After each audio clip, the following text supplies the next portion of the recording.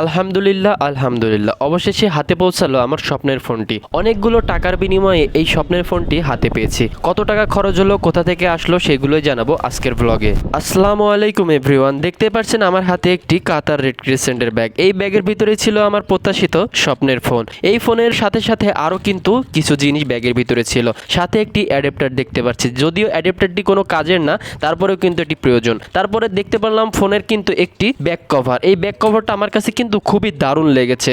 দেখতে পাচ্ছেন একদম নতুন এবং ফ্রেশ। অ্যাডাপ্টার ব্যাক কভারটি পাশে রেখে ফোনটা খোলার জন্য প্রস্তুতি নিচ্ছিলাম। প্রস্তুতি শেষে কিন্তু ফোনটা খুলে ফেললাম। কে কে আইডিয়া করতে পারছেন ফোনটির মডেল কত, অবশ্যই কিন্তু কমেন্ট করে জানাবেন। যদিও ফোনটা আমার স্বপ্নের, তারপরেও কিন্তু এই ফোনটা কিনতে আমার অনেকগুলো টাকার প্রয়োজন হয়েছিল।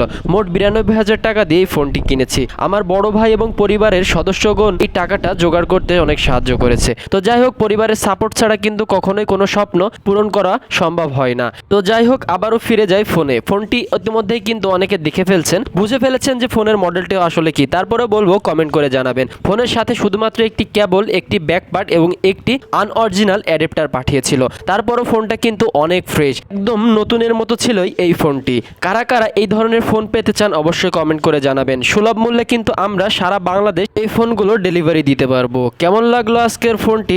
আর আজকের মডেলটি ছিল আইফোন 14 প্রো ম্যাক্স।